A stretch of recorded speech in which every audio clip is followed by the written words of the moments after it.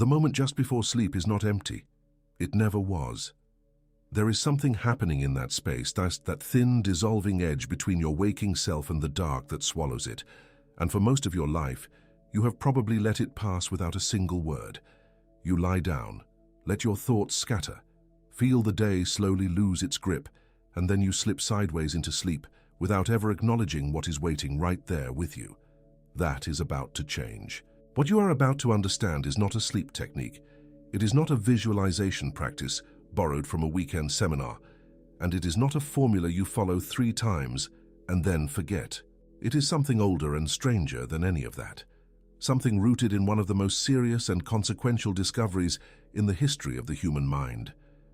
The idea that a part of you is awake when you are not, that it sees what you cannot see from where you are standing, and that it is in some deeply meaningful sense always listening, always registering, always responding to how you treat it. Jung called it the unconscious, not the unconscious of Freud, filled primarily with repressed desires and childhood wounds, though those things are certainly there. Jung's unconscious was something far larger, something that contained not just your personal history, but patterns of experience so ancient they predate any individual life. He called these patterns archetypes.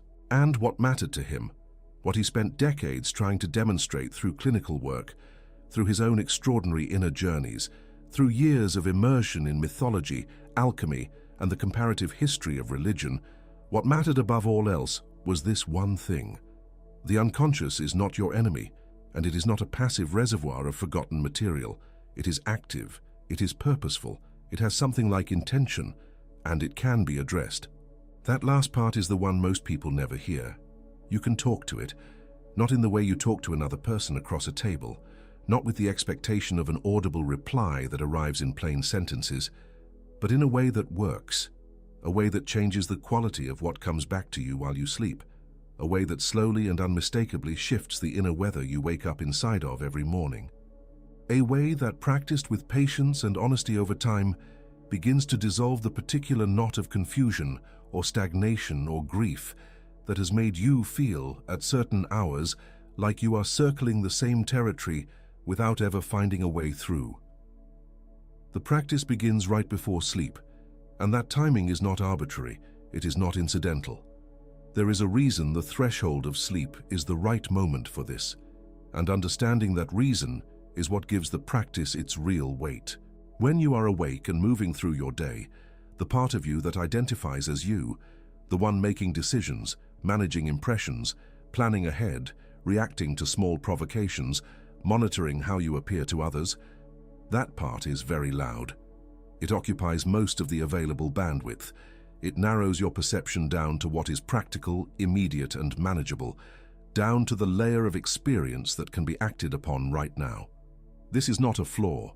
This is how you function in the world. You would not be able to hold a job, sustain a relationship, or get through a single ordinary day without this narrowing function operating at full capacity. But it comes at a cost. And the cost is this: another layer of yourself, the one that holds your real feelings in their full unedited form, your deepest unresolved conflicts, the longings you have never been able to fully name, your most honest and sometimes most frightening sense of who you actually are. That layer gets suppressed. Not silenced, suppressed, pushed down, held at arm's length, kept out of the territory the ego controls. And then night comes. The demands drop away, the body begins to slow. The executive mind, the one that keeps everything tidy and purposeful and socially acceptable, starts to lose its grip. And as it loosens, as the boundary between what you consciously hold and what you normally keep at bay begins to dissolve, something remarkable becomes briefly available. Something that was sealed, or nearly sealed, while the day was pressing in on you from every direction. This is the hypnagogic state, the passage between waking and sleep. Psychologists and sleep researchers have documented its distinct qualities. The brain changes its activity patterns. Imagery arises that is not quite dreaming and not quite ordinary thought. Strange associations surface. Feelings arrive without obvious cause. The logical defenses that the waking mind relies upon begin to relax their hold.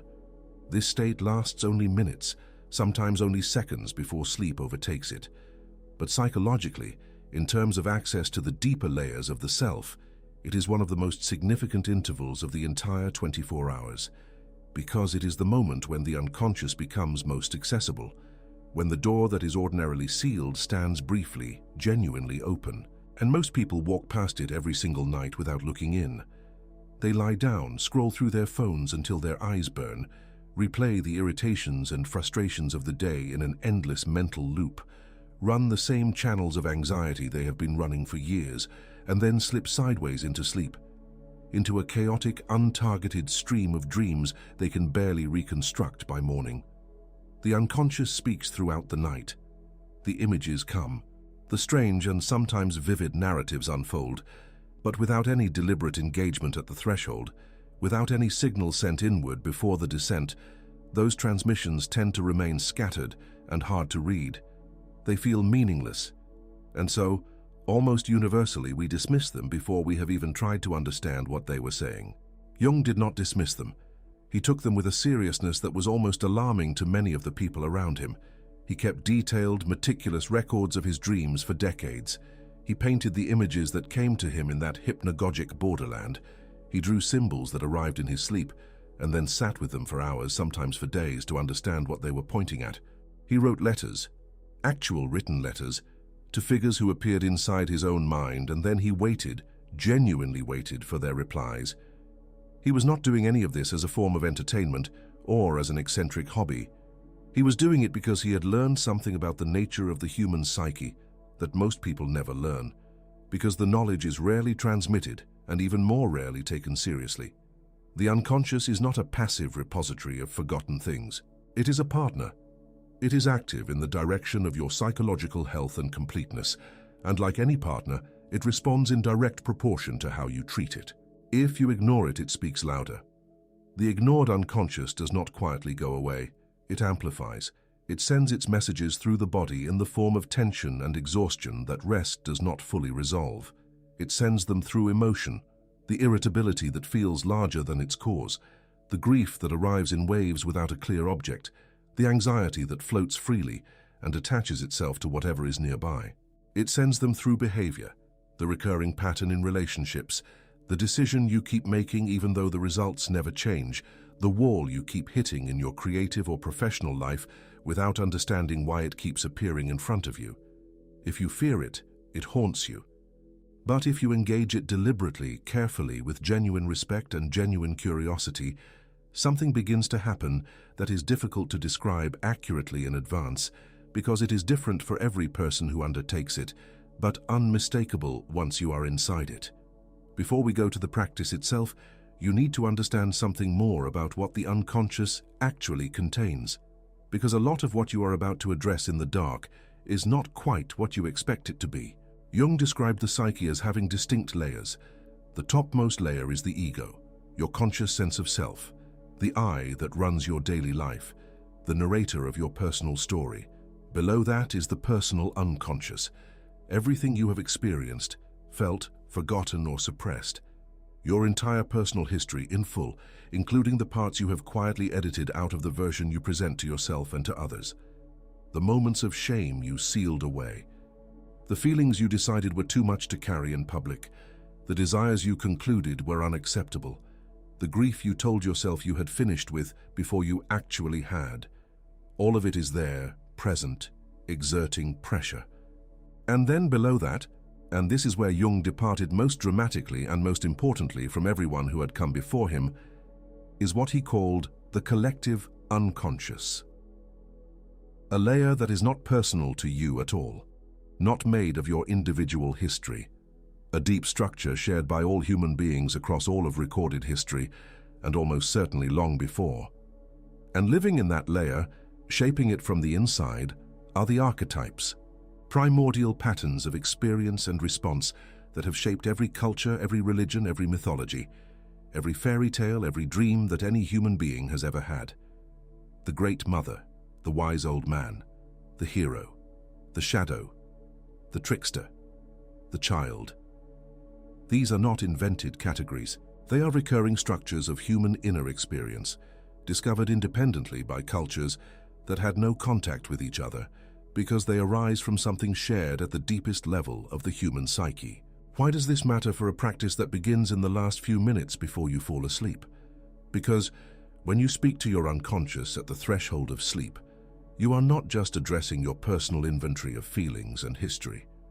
You are potentially touching something far larger than your personal life, a part of yourself that connects to patterns of wisdom, of danger, of transformation, and of meaning that have been moving through human experience since the beginning of organized human thought. You are reaching into territory that is genuinely deep, and the language that territory speaks is not the language of your waking rational mind.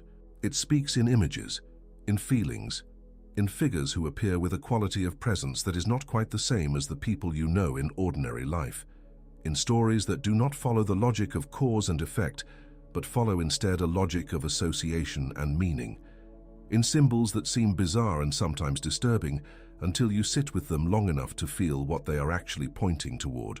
This is why the pre-sleep question matters so much, not because it gives you control over what your unconscious does. It does not, and anyone who tells you otherwise is selling you something. But a well-formed question, held genuinely in your mind at the threshold of sleep, primes the unconscious to direct its attention. It is, in the most literal sense, that this language allows a signal. You are saying, I am paying attention to this. I want to understand this. I am here. And the unconscious, because it is purposeful, because it is oriented not randomly but towards something Jung called individuation, the lifelong process of becoming your fullest, most integrated self, picks up that signal and begins to work with it. Through the night, through the imagery of dreams, through the emotional residue that clings to you in the morning. The result is not always a dramatic dream you remember clearly with its full narrative intact. Sometimes it is. But just as often, what comes back is subtler. A different emotional quality when you wake, not the usual morning fog, but something more specific. A feeling that has a distinct character even if you cannot immediately name it. A thought that arrives fully formed in the first moments of the day, before your defenses have had time to reassemble themselves. A sudden memory of something you had not thought about for years, rising without apparent cause while you do something routine. A feeling that something has shifted in a way you cannot fully account for or articulate. These are not accidents. They are not random events from a random mind. They are communications from a layer of yourself that has been doing work you were not consciously directing. Over time, these shifts accumulate. They add up to something, and what they add up to is integration, a gradual, genuine coming together of parts of yourself that you have been carrying separately, often painfully, often without fully knowing how much energy that separation was costing you. Now let us talk about what you actually address, because this is where most people, even those who know something about Jung, even those who have read a little and feel they understand the general territory, tend to go wrong. They try to speak to the unconscious about outcomes.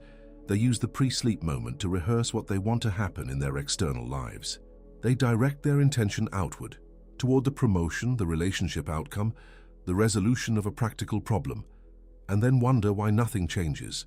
That is the wrong address. The unconscious does not live there. The unconscious is not a vending machine. You cannot deposit a question about your career trajectory or your financial situation or whether someone is going to call you back and expect to receive a clean, practical answer. That is not where it operates. What you can do, what actually works, is address the psychological territory that underlies those situations.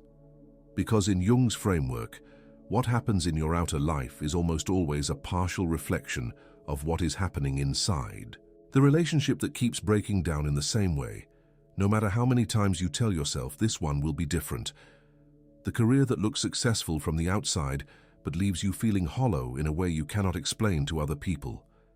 The persistent low-grade sense that something essential is missing, that you are moving through your own life at one remove from it.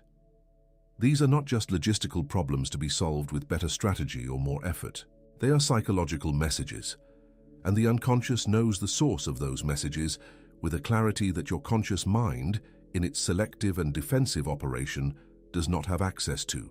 So the question you bring to the threshold of sleep is not, how do I solve this? The question is, what am I not seeing?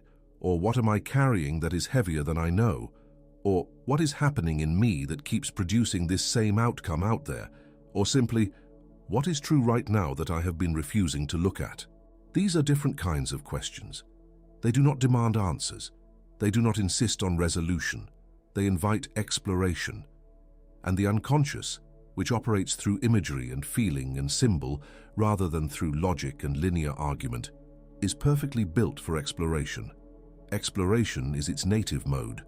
There is one figure in Jung's psychology that deserves sustained attention when it comes to this pre-sleep practice. He called it the shadow. The shadow is not your dark side in the melodramatic sense that phrase usually carries. It is simpler, and in many ways, more uncomfortable than that. The shadow is everything about yourself that you have decided, usually very early in life, usually under social and familial pressure that felt absolute, does not belong to the version of you that gets to exist in public. Everything you have pushed down or cut off or pretended is not there. Your anger, if you were raised in a family where anger was forbidden or frightening. Your tenderness if you were raised in an environment where emotional softness was treated as weakness. Your ambition if you were raised to believe that wanting too much was a moral failing. Your sexuality, in whatever form, has attracted shame. Your grief if the message was always that you needed to move on before you were ready. Your doubt if you have spent years performing a certainty you do not always feel. Your playfulness if you learned early that being serious was how you earned approval. Your creativity if it was dismissed as impractical before you had a chance to discover what it was actually for. All of that, all of it, goes into the shadow. And the shadow does not disappear simply because you have stopped acknowledging it. It does not weaken over time. It becomes more active, not less. It shows up in your relationships as sudden, disproportionate reactions, moments when you feel something far stronger than the situation in front of you actually warrants, moments when you say something sharp or cruel without quite knowing where it came from, moments when you feel an inexplicable attraction to or revulsion from a person you barely know for reasons you cannot cleanly identify. These are the shadow's fingerprints. These are the moments when the suppressed material is pressing through the surface, when the part of you that you refuse to acknowledge is trying to re-enter the room. The pre-sleep question can be directed specifically at the shadow, not to conquer it, not to eliminate it or finally suppress it into silence, but to meet it, to turn toward it with as much honesty as you can manage and say, I know you are there. I am willing to look. What do you need me to understand? And then to watch what comes, in dreams, in the images that arrive in the hypnagogic borderland, in the thoughts that surface unbidden in the morning, with as much openness as you can bring, not immediately interpreting, not immediately explaining away, just watching, just noticing, just being willing to be in the presence of what is actually there. This takes real courage. That is not a dramatic statement. It is an accurate one. What comes back from the shadow is often uncomfortable. It contradicts the self-image you have worked hard to maintain. It shows you things about yourself that your ego would rather not know. It shows you the anger in the person who identified as calm, the jealousy in the person who identified as generous, the longing for recognition in the person who identified as humble, the desire to abandon in the person who prided themselves on commitment. These are difficult things to see clearly about yourself. And when they appear in dreams, and they will if you engage with enough honesty and persistence, the first instinct is often to dismiss them, to say that the dream was just stress, just random firing of neurons, just noise. Do not do that. That dismissal is the ego protecting its preferred story, and the preferred story, however comfortable, is always incomplete. It leaves out too much. And what it leaves out is precisely what is driving so much of your behavior and your experience in ways you cannot understand from inside the story. Here is what Jung understood about the shadow that most people never fully absorb. Integration of the shadow is not a punishment, it is a release. When you stop spending energy suppressing a part of yourself, and the suppression is expensive, far more expensive than you realize, that energy becomes available for other things. You become less rigid, less predictable in the limiting way. more creative, because creativity requires access to the full range of your inner material, more genuinely present with other people, because you are no longer managing the constant performance of a self, you only partially are. Less reactive to the shadow qualities you see in others, because you have already recognized and owned those qualities in yourself. You stop needing to persecute in others what you refuse to acknowledge in yourself. The shadow is not your enemy. It is your missing energy.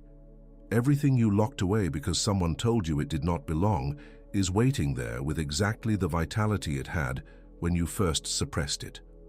And integration does not mean acting on every impulse you find there.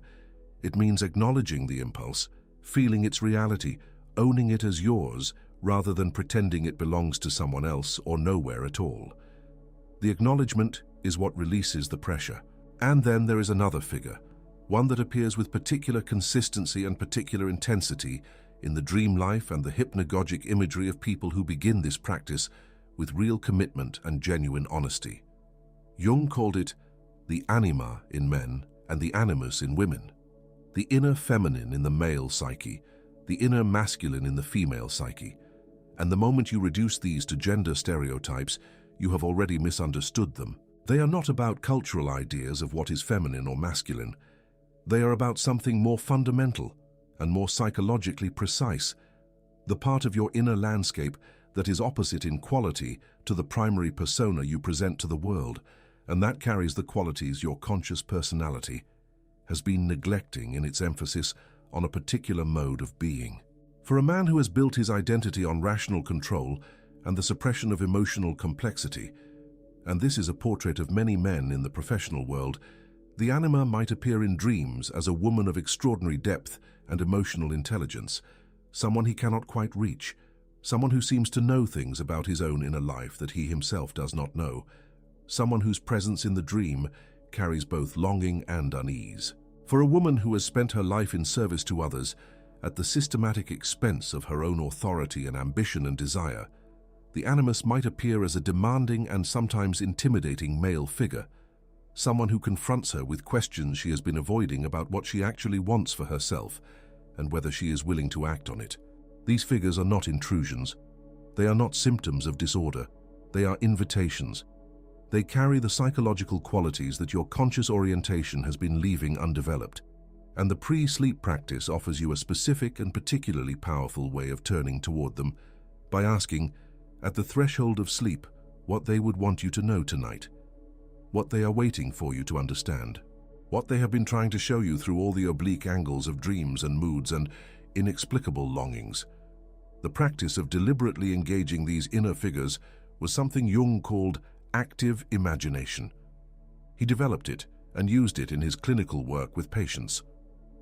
He used it ruthlessly on himself, especially during the period he later described as his confrontation with the unconscious. Years of deliberate descent into his own inner territory that by his own account were among the most challenging and most ultimately transforming of his life. He described active imagination as taking the products of the unconscious seriously, not interpreting them immediately, not analyzing them from a distance, not explaining them away with a theoretical framework, but holding them and responding to them as if they were fully real. Because in the psychological sense and in terms of their actual force on your behavior, your moods, your choices, your physical experience of being alive, they are real. They exert as much influence on your life as any person or circumstance in the external world. Active imagination in its full form is not identical to the pre-sleep practice we are building here, but they share a common spirit, a common underlying movement. Both require a willingness to loosen the grip of the controlling ego, even briefly. Both require the same essential gesture, turning toward what is there rather than away from it. Choosing to face the inner world rather than manage it from a safe distance. Now let us be precise about the actual practice, because precision matters here, not because the unconscious demands ritual or formality, but because without some structure, the practice tends to dissolve into vague good intention, and vague good intention is not enough. The unconscious can work with a genuine signal.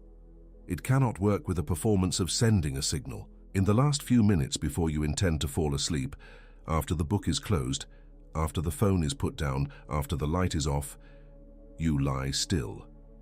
Not meditating in the technical sense that requires you to clear your mind, because that approach is actually counterproductive here. You are not trying to empty your mind, you are trying to focus it on one specific thing. You allow your thoughts to begin their usual drift, and then gently, without force, without criticism of yourself for wandering, you bring your attention back to one thing, one feeling that currently has weight in your life, one unresolved situation that is living somewhere in your body even when you are not actively thinking about it. One question whose answer you genuinely do not have and genuinely want. You do not analyze it. You do not try to think your way to an answer. You simply hold it, hold the feeling, hold the weight of it, hold the question, as if you were handing it to something larger than your waking mind, as if you were saying, in whatever language is natural for you, I have been carrying this, I cannot see all of it from where I am. I am asking you to show me what I am missing, and then you let go. You fall asleep. That is the whole of the outer practice. It looks too simple. That simplicity is, in fact, the point, because the complexity is not in the mechanics of what you do. It is entirely in what you bring to it. The quality of your attention matters enormously. The honesty of what you choose to address matters. Whether you genuinely want to know, or whether you are performing curiosity while secretly hoping nothing too inconvenient comes back, that distinction matters more than any specific technique. The unconscious is not fooled by performance. It is, in some fundamental sense, your own most honest intelligence. You cannot trick it with a convincing surface. The question you carry into sleep must be real, not constructed from what you think you should be working on, not borrowed from someone else's framework about what the important questions in life are supposed to be. The real question, the genuine one, the one that actually lives in you right now, is whatever is most unresolved and most pressing at the level of feeling. It might be an unsaid thing in a relationship that matters to you. It might be a choice you have been avoiding, because making it would force you to confront something about what you actually value. It might be a feeling you wake up with sometimes at 3 in the morning that has no clear name and no clear cause, but is unambiguous in its presence. Whatever that is for you specifically, that is the territory. That is what you send into the dark. You do not need a perfectly formed question. Sometimes the most productive thing you can bring to the threshold is not a question at all, but simply a feeling of confusion that has been going on longer than you can account for, a grief that has not fully resolved even though the circumstances that caused it are far in the past, a longing that does not have a clear object, a wanting that you cannot direct anywhere because you cannot fully identify what it is for. Hold it. Hold it without trying to fix it or resolve it or explain it to yourself. Hold it and let it descend with you into sleep. Let it be the signal. What comes back will not always be obvious, and this is where many people get discouraged, often right at the beginning of the practice before it has had time to establish itself. They expect a clear answer. They expect a dream that unfolds like an instruction manual. And instead what they get is an image that makes no immediate sense, or a feeling that lingers into the morning without an attached narrative, or a dream they can only half remember that seems to be about something completely different from what they asked about. Do not dismiss this. The unconscious does not respond in the same language you sent the question in.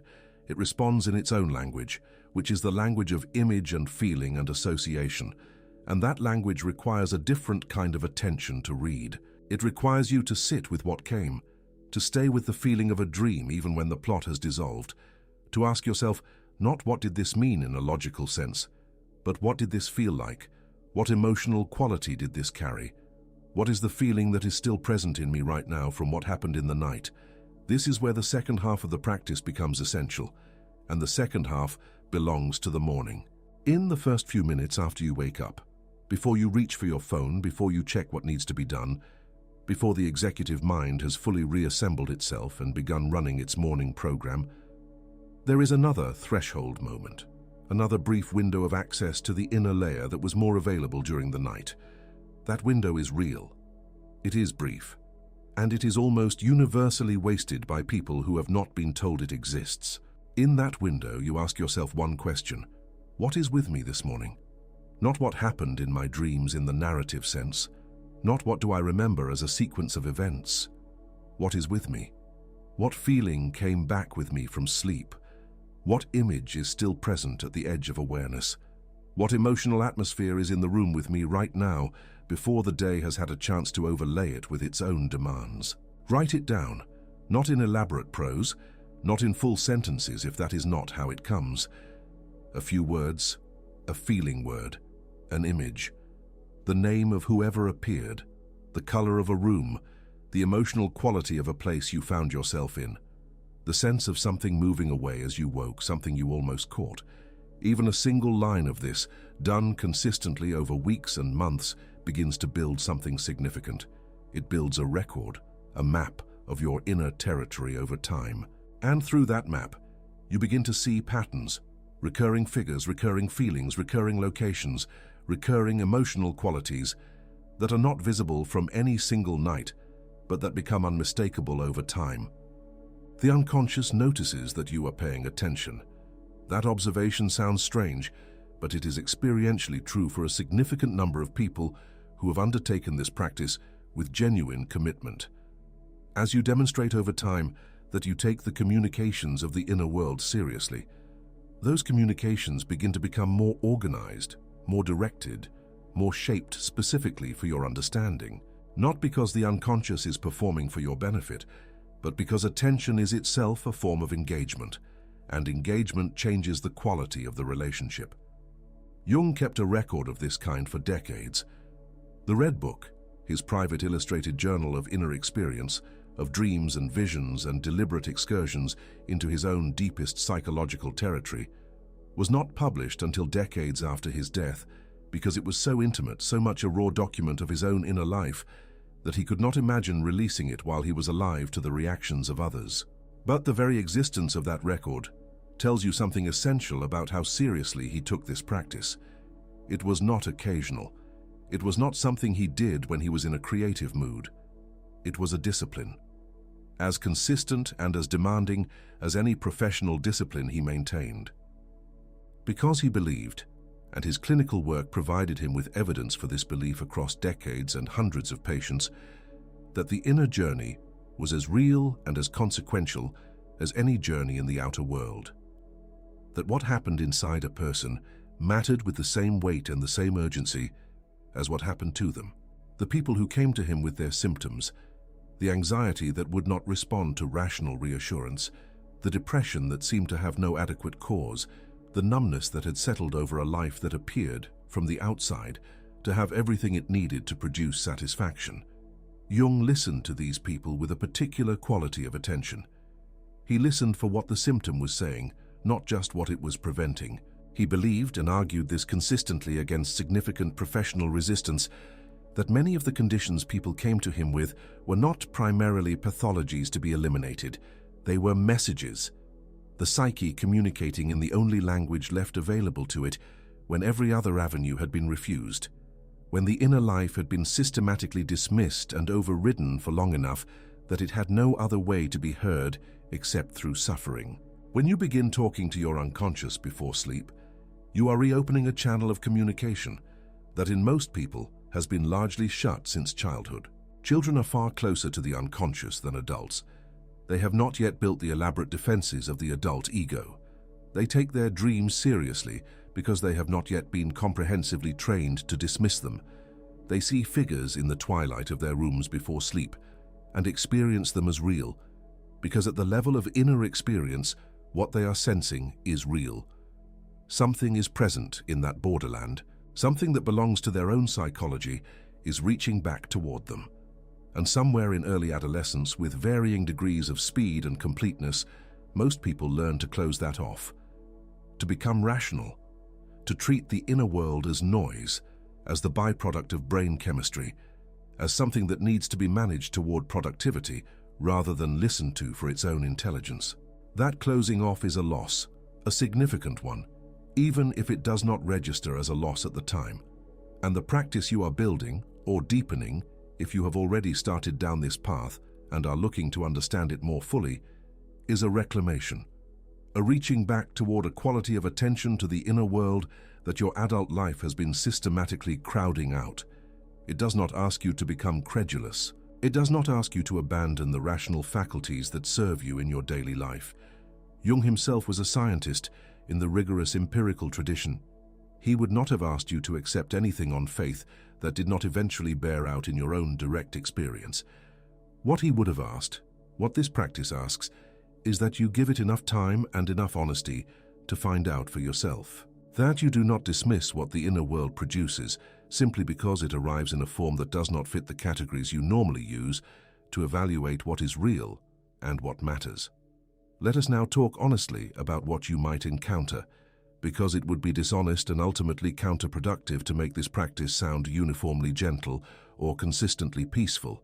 It is not always gentle, and it is not always what you would choose if you could choose the content yourself. When you begin deliberately engaging the unconscious, particularly if you have been largely running from it for a long time, as most people have, you sometimes encounter material that is disturbing, dreams that are dark in ways that feel excessive, imagery that is violent or sexually charged in ways you did not anticipate, or saturated with grief or dread that does not seem proportionate to your actual outer life. Dreams in which figures appear that feel threatening, that pursue you, that confront you with something you cannot look at directly, even within the dream. This is not a sign that something has gone wrong with you or with the practice. In most cases, it is actually a sign that something has gone right, that the channel has opened and material that was waiting under considerable pressure is now beginning to move. The key is not to interpret this material immediately, and not to be governed by the discomfort it produces. The instinct will be to explain it away, to find a surface cause. You watched something disturbing before bed, you are stressed from work, this is meaningless, and close the door again. That instinct is the ego protecting its preferred story. And the preferred story, however comfortable, is always incomplete in ways that matter. The dream of violence is usually not about violence in the literal sense. It is about energy, compressed, suppressed, legitimate energy that has been denied expression for so long that it appears in the dream world in its most primal form. The figure who pursues you through the night is almost always a part of yourself that you have been running from in your waking life. The thing you are most reluctant to look at in your dreams is, with remarkable consistency, the thing that holds the most valuable material for your understanding. Because the unconscious is purposeful, and it does not waste its imagery on things that do not matter to your development. This is the central paradox of Jung's entire psychological framework, and it is particularly relevant to the practice of speaking to the unconscious before sleep. The material that initially feels most threatening is usually the most valuable. It carries the most accumulated energy. It holds the most specific and most honest information about what is actually happening in the deeper layers of your psychological life. And turning toward it, not with aggression, not with the intention of overpowering it, but with genuine curiosity and a demonstrated willingness to be changed by what you find, is the move that unlocks everything else. Jung described this process using an image from mythology that appears in cultures across the ancient world. He called it the night sea journey, the descent into the underworld, the hero's catabasis, the deliberate going down into the deepest and most dangerous territory before the return. It is a pattern that appears in virtually every mythological tradition that human civilization has produced, from the descent of Inanna in Mesopotamian myth to Odysseus consulting the dead, from Jonah in the belly of the whale to the death and resurrection at the center of Christian experience, from the Buddha's confrontation under the Bodhi tree to the shamanic initiation journeys found in indigenous cultures on every continent. Jung was not using this imagery decoratively. He was pointing to a real structure of inner experience, a structure that appears so consistently across all human cultures because it corresponds to something real in the architecture of the human psyche.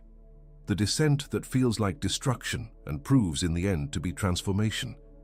The dissolution of the old self that clears the ground for a more complete one. He had gone there himself. He had confronted figures in his own inner world that he described with language that carries the weight of genuine encounter rather than intellectual exercise. He had met his own shadow with a directness that, by his own account in his posthumously published memoirs, nearly undid him during the years when he was doing it most intensely. He had wrestled with inner material that he did not fully understand and could not always control, and he had come back from that territory not broken, but deepened, not simpler but more fully himself, more capable of helping others navigate their own inner terrain because he had navigated his own, not in theory, but in the actuality of sustained and difficult inner experience. The practice you are building begins at the very surface of that same territory. It is an entry point, a way of opening the door. It is not the whole journey. The whole journey takes a lifetime and requires more than a pre-sleep practice, but it is the beginning of a real conversation. A conversation that once started with sufficient honesty and continuity changes things. What does it feel like when the practice is genuinely working?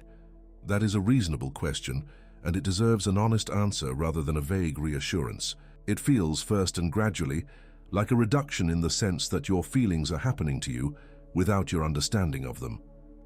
The reactive emotional states that used to arrive without warning and without apparent cause begin to feel less arbitrary. Not because you have suppressed them. Suppression is the old approach, the approach that creates the problem it claims to solve, but because you are developing a relationship with the inner territory they come from.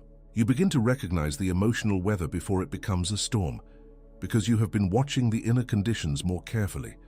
You notice earlier when something important is being pressed on inside you, and that earlier notice gives you more space in which to choose your response rather than simply being carried along by the reaction. It feels like decisions becoming clearer, not because you now have more information in the analytical sense, but because you are operating from a more complete picture of what you actually value and what you actually fear. The preferences that emerge from the integrated self are different from the preferences that emerge from the defended self. They are deeper, more stable, less easily contradicted by the opinions of others. You begin to know your own mind in a way that has a different quality from simply having opinions about things. It feels, in the relationships that matter most to you, like a different kind of presence. Because you are no longer simultaneously managing the relationship and managing the inner material that the relationship is constantly activating. You are more there, less defended, more able to actually hear the other person rather than hearing them through the filter of what they are triggering in your own unresolved psychology. And it feels like the dream's beginning to take on a quality that is hard to describe to someone who has not experienced it, a quality of significance that is not the same as the content being dramatic or visually impressive. A dream can be quiet, almost mundane in its surface imagery, and still carry this quality, a quality of something real having been communicated, of the inner world having spoken in a way that deserves to be taken seriously. When that quality appears in your dream experience with any regularity, you know the practice is doing what it is for. The practice does not promise to resolve your external circumstances. It does not promise to change anyone or anything outside of you. What it promises, and this is a promise that is supported by both clinical evidence and by the account of a great many people who have undertaken sustained inner work, is that it changes your relationship to your own experience. It changes what you are able to see, what you are able to feel without being overwhelmed by the feeling, what you are able to choose from rather than merely react from. And because your relationship to your own experience is the foundation from which everything in your outer life is built, those changes matter in ways that extend far beyond the inner world itself. Jung believed that the ultimate destination of all of this, the goal toward which the unconscious is always in its way oriented, is what he called individuation. The process by which a person becomes, over a lifetime of sustained inner engagement, more fully and authentically themselves. Not a perfected self in any moral sense. Not an enlightened self in the way various spiritual traditions use that word, though the resonances between individuation and the descriptions of awakening in many traditions are real and interesting. Just a more complete one. A person who has encountered more of their own territory and integrated more of what they were born with, but subsequently learned to suppress. A person who has moved, gradually and through real work and real difficulty, from a narrower and more defended version of themselves towards something larger, more honest, more alive, and more genuinely useful to the people around them. Individuation is not a destination you arrive at. It is a direction you travel in. and the pre-sleep practice is one of the most consistent and accessible ways to orient yourself in that direction on an ongoing basis. It does not require a therapist, though a skilled Jungian analyst is an extraordinary resource for people who choose to go further. It does not require a library of psychological literature, though reading Jung directly, particularly his autobiographical accounts and the essays where he writes most accessibly about the inner life, enriches the practice significantly. It does not require special circumstances or a particular kind of life. It requires only what you already have: a mind, a body, a life with its real and pressing unresolved contents, and the willingness, the genuine, honest willingness, to take your own inner experience seriously. You have been carrying things you do not fully know about, patterns that repeat in ways you have noticed without understanding, feelings that arrive and depart without obvious cause, dreams that leave a residue in the morning you cannot shake and cannot explain. None of this is random. None of it is meaningless static from a random generator. It is the unconscious doing what it has always done, what it has been doing every night of your life, whether you acknowledged it or not. Reaching toward consciousness, reaching toward integration, reaching toward the more complete version of you that the process of individuation is slowly, persistently, and with remarkable patience trying to build. The conversation you are about to begin at the threshold of sleep is not a large or dramatic gesture. It is quiet.